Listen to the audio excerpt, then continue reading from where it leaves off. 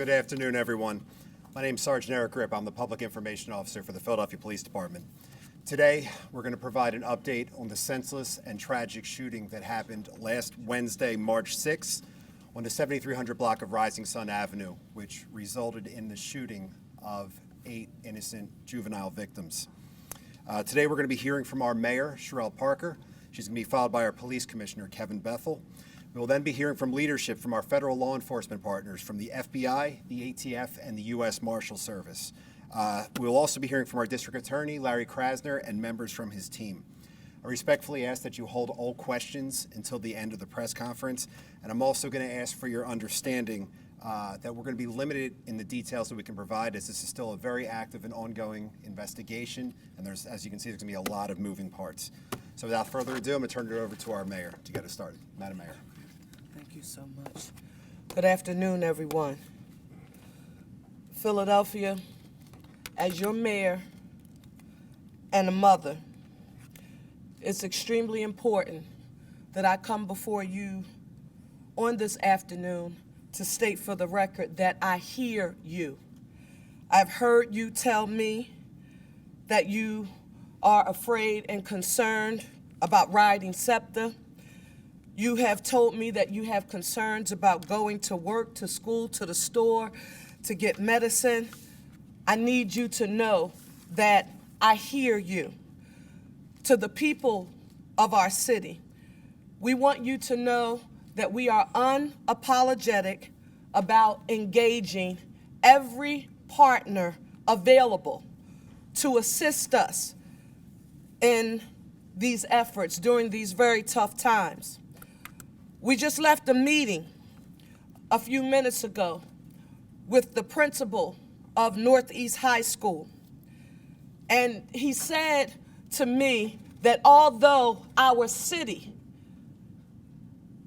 and those children's lives were shattered last week, we will not be broken, and we won't.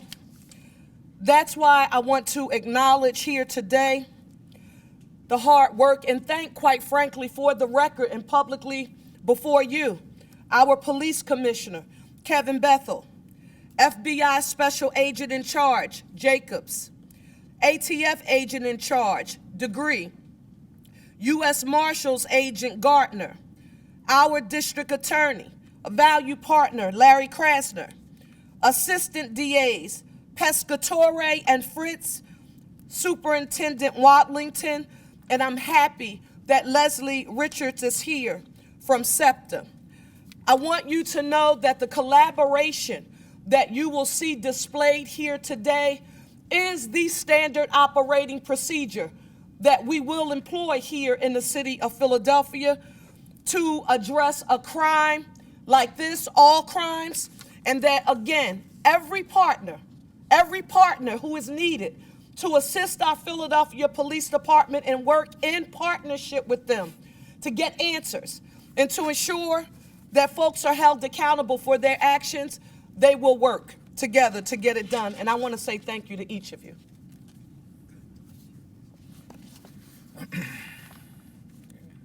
So thank you, Mayor Parker, and good afternoon, everyone. Last Wednesday, we were shaken by the senseless shootings at the bus stop at Rising Sun and Cotman. And if you recall at that scene, we promised that we were going to use every resource at our disposal to bring those responsible to justice as we stood out there in that rain. This is a heinous crime and requires a full court press. And I can't begin to thank you. You know, part of what the mayor has set forth for us is to build these partnerships with our federal partners and our internal partners. And to my right and to my left, you'll see my federal partners come up, the ATF, the FBI, the Marshals, our SEPTA police counterparts, and of course the District Attorney's Office. They have been working tirelessly throughout this period. I am proud. I am extremely proud of the men and women, particularly my investigators, my shooting investigative group, and all those who have been involved, those officers out there. This job doesn't come in without their hard, diligent work. You know, the amazing work everyone has done and continue to do is absolutely commendable. They have not stopped since that incident happened last Wednesday and will continue to stop as we move forward. I also want to express my sincere gratitude to the media and the public. You know, part of that work was getting this information out. But I also want to share with you that you're being responsible, and I know it was challenging at times. We had a significant investigation going on, and we did push back to ask you to hold. And I want to give an opportunity to say thank you for working with us, because through your efforts of getting information out, but at the same time, working with us was able to help us bring this job in and continue that process. So I want to thank you for your collaboration today. I'm happy to announce that over the weekend, significant progress was made. 2 individuals have been taken into custody and charged by the district attorney's office for their roles in the crimes. This was accomplished, as I said, through incredible work. Deputy Commissioner Venor and our partners will provide some of the details, some additional details. But I will also remind you, we remain limited in the levels of detail that we can divulge. I just want to also say it's important to all of us that we provide this update, but especially to our young people who were impacted, to know that we're making progress, that our young people and our families and those who are listening in the audience, that we will not tolerate this type of violence on our streets or in our schools or near our schools. Gun violence doesn't have to leave the physical scars, doesn't just leave physical scars. It tears at the fabric of our community. It impacts our schools, it impacts our families, and leaves a ripple effect of fear and trauma. And the mayor and I was at Northeast today and talking to a mother of one of our children was shot. And if you see that fear in her eyes, it was difficult to see. And so we understand that importance. I also want to highlight some of the things that happened on Wednesday. You know, we oftentimes talk about the collaborative work that goes into this process. I also want to take a moment to recognize Officer Kristen Rodriguez-Hetch. Come over here, man. You know, I also learned during our investigation that this officer's quick thinking application of a tourniquet may very well have saved the lives of many of the young people who were shot that day. He represents the 2nd District. Not only did he apply 2 tourniquets, his partner also applied a tourniquet. And when he went to the hospital, the doctor would say that tourniquet would ultimately help to save that child's life.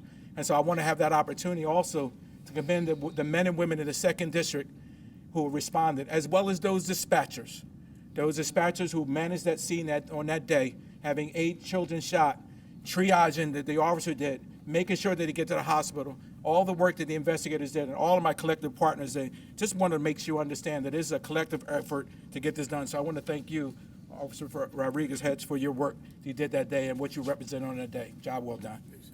So let's not forget the amazing work done by our unsung heroes, as I talked about.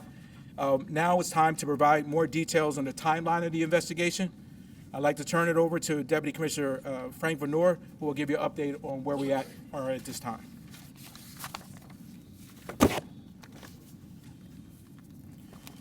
Thank you. So based on the shooting that occurred on Wednesday, 3 o'clock at 7300 Rising Sun, all our partners that you see here and some that you don't helped us develop evidence from that scene, and evidence that led us to, and I told you this already last week, to 2 stolen vehicles that we recovered, one of which, the blue Hyundai Sonata, that we know was used by the perpetrators in this incident.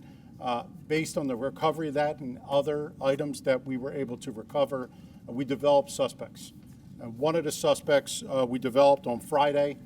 We were able to serve a search warrant at several locations, recovering more evidence.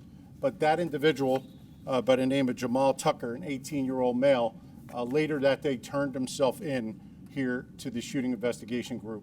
After conferring with the district attorney, that individual was charged in this case, and I'll leave the charges and what occurred after that to the district attorney's office.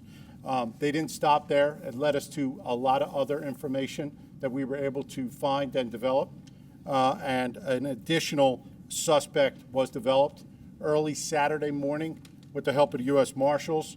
We served another arrest warrant and search warrant on a location, and we came in contact with a Nellie Buggs, another 18-year-old male who was taken into custody by the Marshals. That individual was at a location which we had a search warrant for. At that location, we recovered a .40 caliber Glock 22 pistol with an extended magazine. It was fully loaded.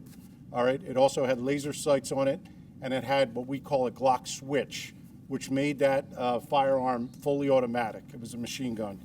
Based on the recovery of that, sometime on Sunday. Our firearms identification unit was brought in. They took a look at that gun, and they were preliminarily able to tell us that that gun matched multiple casings at the scene of 7300 Rising Sun. So based on that, this individual was also charged by the district attorney, and I'll have the district attorney explain those charges to you. Something that I just want to let you know is you all seen the video we released. So there are 4 individuals in that car. We believe 2 of them are in custody right now. We're not done. All right, we have other people that we need to contact. We know who they are, and we're going to continually move with our investigation towards not only those individuals, but this group. Anyone who may have aided and assisted them, we're coming for them too. So if you know who you are, if you're involved in this or know something about this, I'm still urging you to give us a call. And with that, I'm going to turn things over to FBI SAC Wayne Jacobs for his comments. Thanks.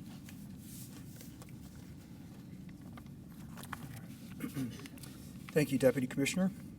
As the Commissioner mentioned, my name is Wayne Jacobs. I'm the Special Agent in charge of the FBI's Philadelphia office.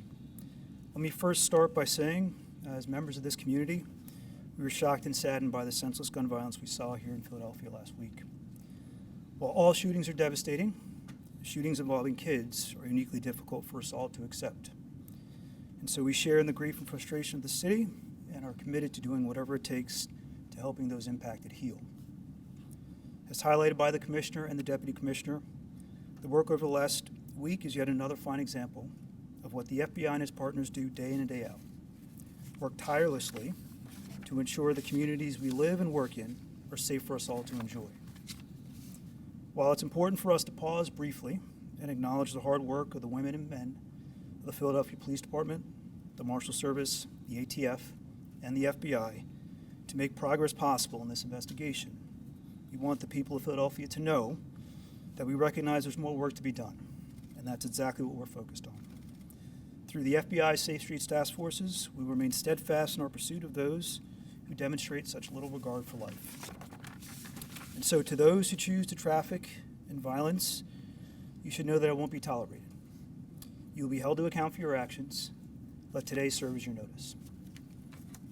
And with that, I'll turn it over to Special Agent in Charge, Eric DeGree from the ATF.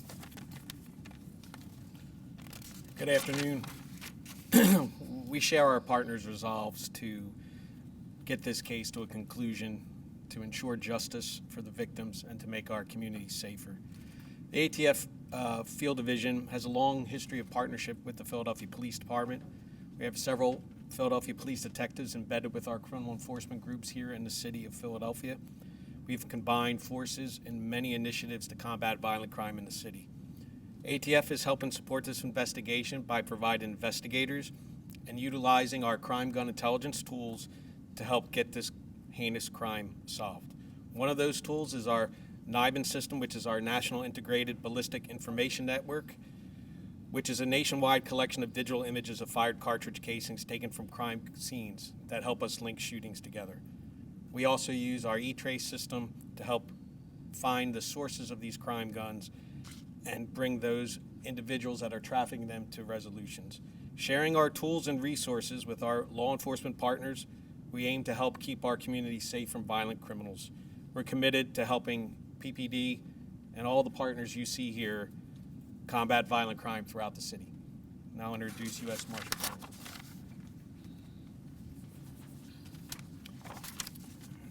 Good afternoon. Eric Gartner, United States Marshal, Eastern District of Pennsylvania. The U.S. Marshal Service Violent Crimes Fugitive Task Force is the search and apprehension component of this partnership. The arrest of 2 persons so far should underscore a narrative that speaks to resolute hope. The hope part of this message is the vision and efforts of Mayor Sherelle Parker to bring economic opportunities to the citizens of Philadelphia. That hope is unfortunately lessened due to the realization that there are no opportunities for a community to thrive when the very communities that aspire to success are negatively impacted by violence and by those who make bad choices that serve only to diminish our communities. As such, the resolute part of this message is our unwavering commitment to Commissioner Kevin Bethel and the Philadelphia Police Department in our relentless pursuit of all who purposefully and violently do harm to our communities. We've consistently demonstrated without fail that there are no safe spaces for those who attack our communities, and as we've proven repeatedly, our reach is global.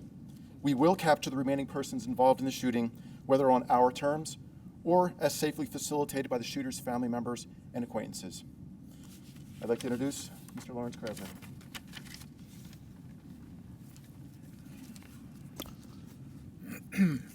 All right. With me today are ADA Joanne Pescatore, who is the chief of our homicide non-fatal shooting unit, and also Bill Fritzy, who is the head of the gun violence task force.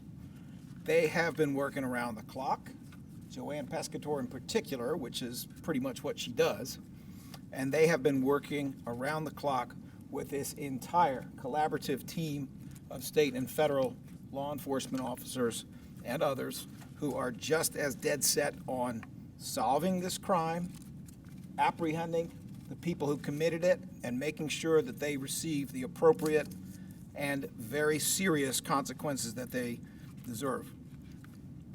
But I want to say this too. I want you to understand that not everybody who has assisted can be here today. There came a moment when our end of this team needed some help from the sheriff. Didn't matter that the call went out at 10 o'clock at night. The call was answered. What needed to be done by the next morning was taken care of. And that is the experience that we have had in dealing with every single partner who is up here. I was delighted to be able to speak directly to Commissioner Bethel multiple times this weekend.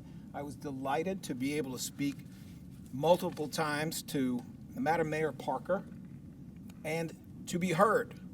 When they needed something, we heard it. When we needed something, they heard it. And we were able to do what was necessary collaboratively together to make sure that this investigation moved forward effectively and swiftly. It is unacceptable to take any more time than we need because people's lives are at stake and so is their safety. Let me just say this as well, if I may. We're not going to stop.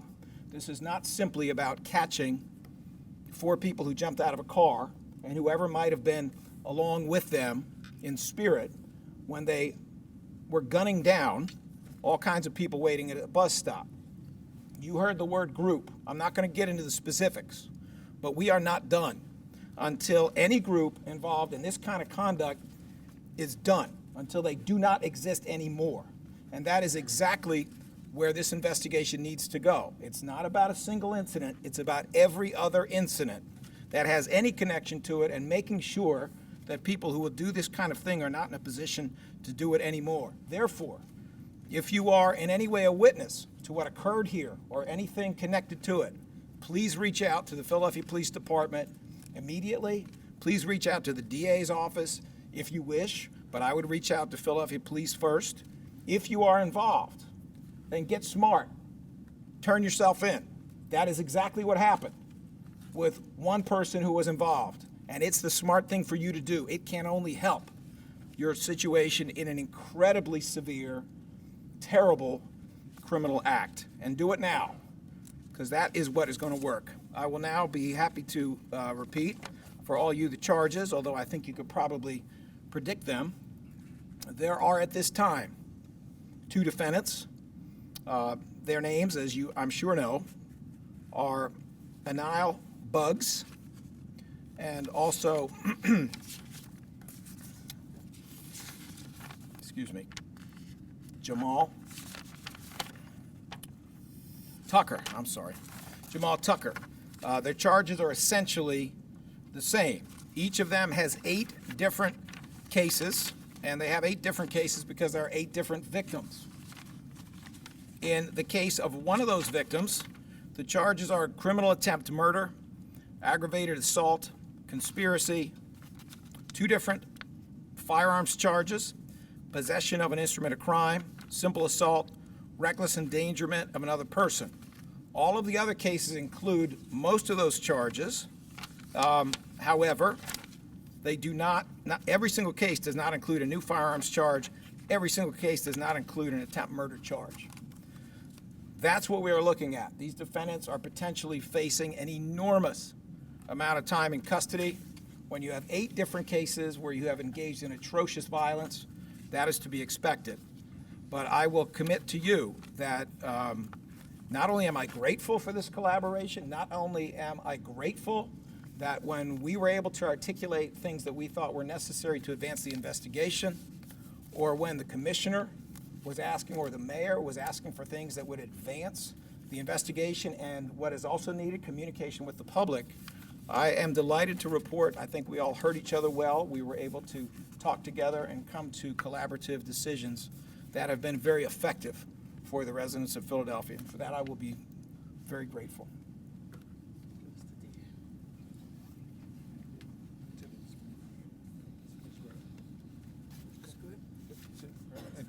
Any questions? Commissioner Bethel, do you believe that the shooting Wednesday is connected to the deadly shooting on Monday of the Imhotep student? We are not ready to commit to that. We're working through this investigation now.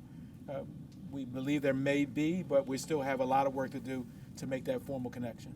Commissioner, can you talk about the roles of the people that were arrested? Was he the driver in this situation? And Niall, was he one of the shooters? We know they're in the car. I do know who they are. However, I'm going to hold that right now until we move a little further into the prosecution stage. And I'm sure the district attorney could lay out how we know and what we know. Is there Okay? anyone else that you're seeking that is known, you've identified that you have warrants that you're either working for or? No warrants yet, but we're seeking other people, 100%. I can guarantee that. And we're working towards warrants right now. Is that something you're going to release to the public and the media for help, or is it because you already know who they are and you're? Still an active and ongoing. So if we serve a warrant and we don't get them, we usually put it out to you. I have a question for the DA. District Attorney Krasner, can you speak to the fact that not every case is an attempted murder charge? Is that because you may have some motive related to some of what's involved in this shooting? Can you explain that? Well, I could explain a lot of things. We're trying to do what is in the best interest of the investigation. I can certainly tell you that all of these charges are changeable before a preliminary hearing, and I think that's probably where I should stop. Can you speak to motive or no? Not at this time. Commissioner Bethel, according to multiple sources, both shooters have juvenile records where they're either been not prosecuted or released from custody by Larry Krasner District Attorney's Office. How can children in the school district and their parents and other SEPTA riders feel safe traveling on public transportation when Larry Krasner's office refuses to aggressively prosecute juveniles who are arrested with guns for shooting? I can't speak to juvenile records. I mean, the DA's here if you want to speak to, that final question that may be. Got another question for you. Commissioner, in light of your department's hundreds of arrests of juvenile shooters and carjackers, how can both you and Mayor Parker hope to stem the tide of violence in this city when Larry Krasner hasn't prosecuted a single one of those juvenile shooters and carjackers as an attorney? So Let me just publicly affirm to you that we talked about a strategy that we communicated clearly to the public when it comes to addressing public safety, and that is that we will focus on prevention, intervention, and enforcement, and that we will be unapologetic about engaging the support of every law enforcement partner who we had available to us to help us address this issue. I think what you see here on today, we've done that, and I am super proud of it. We have a whole lot of medium-term, long-term strategies that we need to employ to ensure that our children don't even get to a place in space where this would be anything that they could even contemplate doing. But right now, what the people in our city want to know is that this is not business as usual. They want to see that these partners are working with a sense of urgency. And all of these partners includes our district attorney, includes our commissioner, and every office that you see here today. I'm proud, Philadelphia, that we've done it. And we're going to continue to do it in an effort to bring lawfulness, right, and some order back to our city. But I don't want us to engage in what I would refer to as the finger pointing about the who has done what or who has not done what. I think I'm very proud in I don't even know if this is 2 whole months or 60 some odd days maybe of being mayor of this city, and to see all of these agencies come together, it's important, especially to the mother who we just left, who's afraid to go to bed at night, who doesn't want to leave her children downstairs in the living room. When she goes upstairs, she wants them upstairs. That is what we're trying to quell right now. And our people can feel better knowing that we're all working together. I don't know if you have anything to add.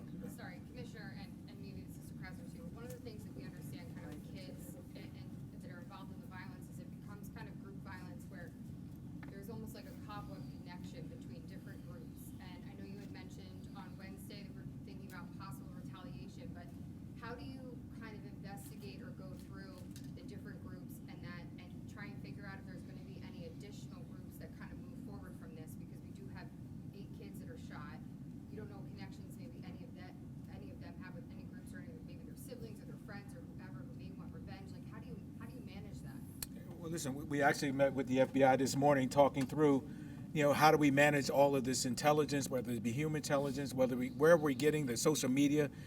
You named it, it is challenging now, right? Many of our kids, our young people are on social media, throwing beefs and doing things in that space and as a result, we're seeing a level of violence. We have some methods, we have tools that we won't talk about here in this setting, but we are working, again, we spent an hour and a half in a meeting this morning with our federal partners talking about how we can better dissect that information, how we can do a better job of understanding and getting, when we're seeing groups that are putting themselves forward who don't even have prior records. And so that makes it another challenge, right? We don't even have, in some of these groups that are activating, are not even in our system, have not even been arrested as juveniles and or as adults. So again, we're going to be relying on our public and the community and others, be resources to give us that information. But it is challenging at times to be able to gather that and put those entities together. But we can do it. We can do it in an effective way. We have technology and other things to support us in that work. Do you have any, I'm sorry to interrupt, but do you No. have any maybe advice for their parents or teachers or community leaders or anybody who may be involved with these kids' lives if they hear anything, if they're hearing of possible retaliation or any sort of, what do they do? What do they, how do they? I think you have to, we're at this point, we have to share that information. Now, some of that information may be just a trusted source that you have.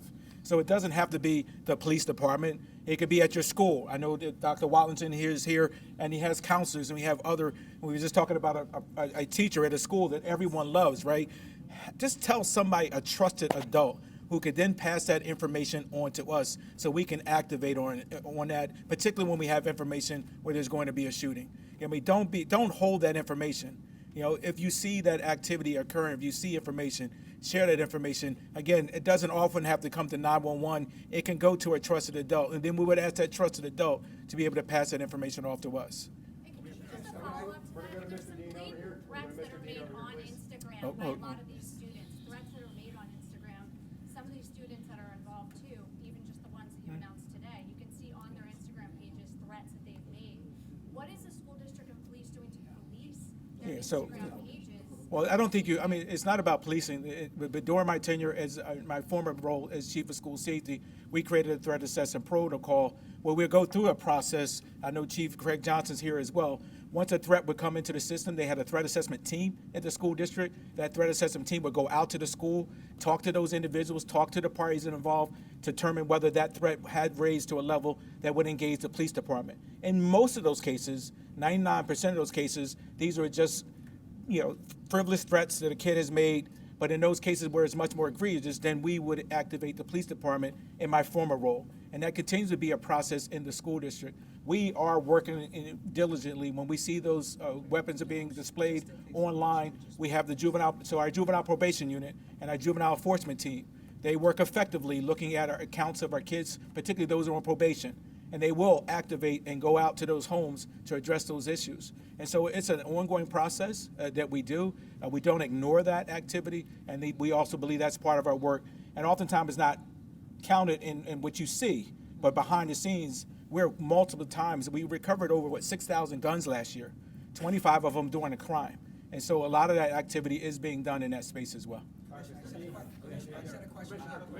Okay. you said that you don't want to talk about all your methods, but what can you share with the community and parents and students in particular about how things are different now, given that 2 shooters from Wednesday are still on the street, all the shooters from the other shooters are the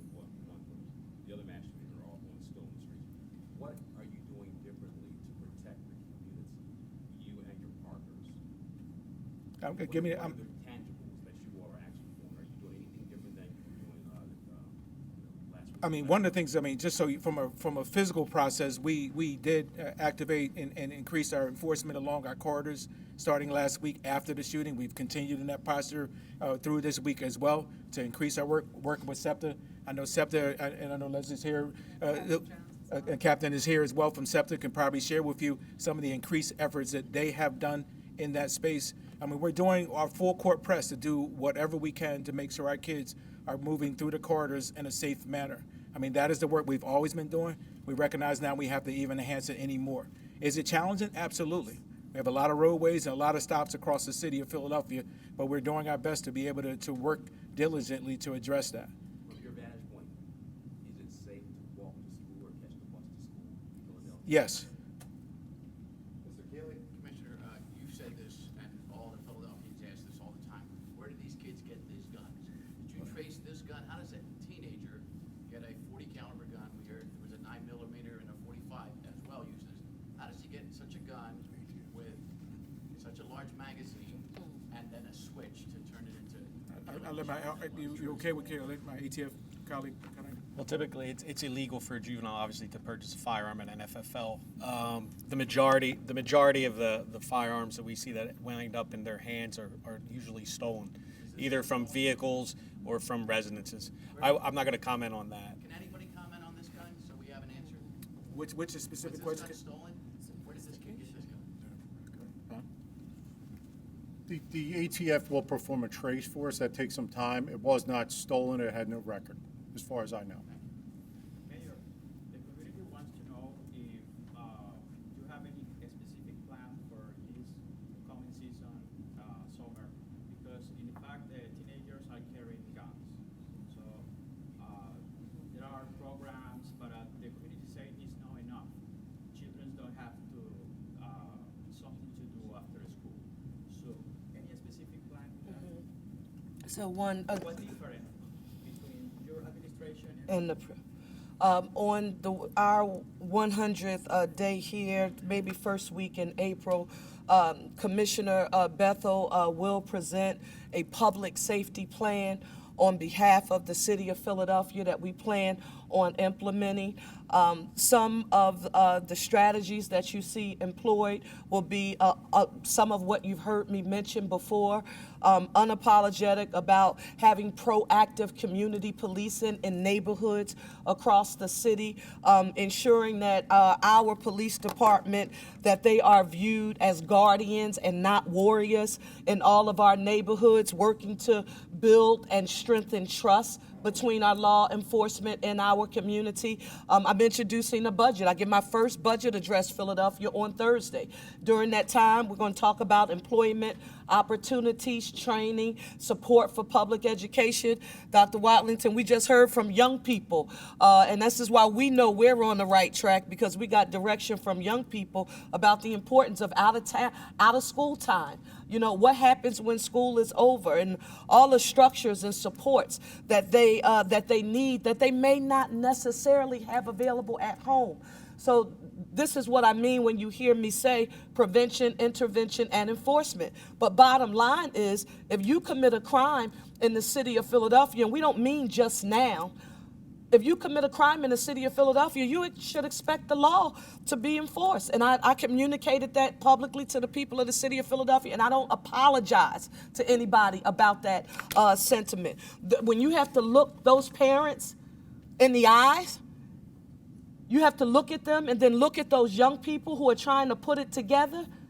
They deserve better, and they deserve to know that the city of Philadelphia is taking seriously what occurred, and not just because of this crisis, but it should be our standard operating procedure, and that's what the plan we intend on introducing on the 100th day. That's what it intends on doing. Thank you. Time for two more questions, ma'am, right here. Do we have a health update on the remaining teens who were in the hospital last week? All the teens except for the one was stable. I was told today that the 16-year-old that was shot 9 times was upgraded and is talking, and our investigators will be there today to talk to him about what he remembers. But I was told he was upgraded in the hospital.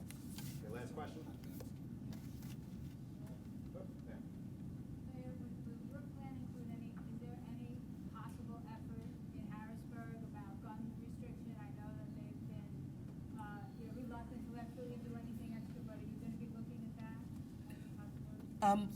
As always, we have to have a very strong intergovernmental and legislative approach, not just for our state partners, but our federal partners as well. In a more perfect world, we wish all of this could be governed at the federal level. It would be across the nation, and it would be much easier. So the goal is to try to reach some much-needed compromise. And with firearms of all kinds. But right now, for the people of our city, they know that that's a part of the long-term strategy, a legislative vehicle. But they want to know, Mayor, this happened in our city right now. What are you doing right now? So we're focusing on the now, but we're walking and chewing at the same time. You have to have a public safety approach and a legislative approach, and quite frankly, a approach to make sure we're investing in public education in a manner that says that equity matters. And we're going to make sure that all of the educational supports and training that our young people need, that they have access to those opportunities. A holistic approach for families, and that's what we're attempting to do. Legislation will be a part of it.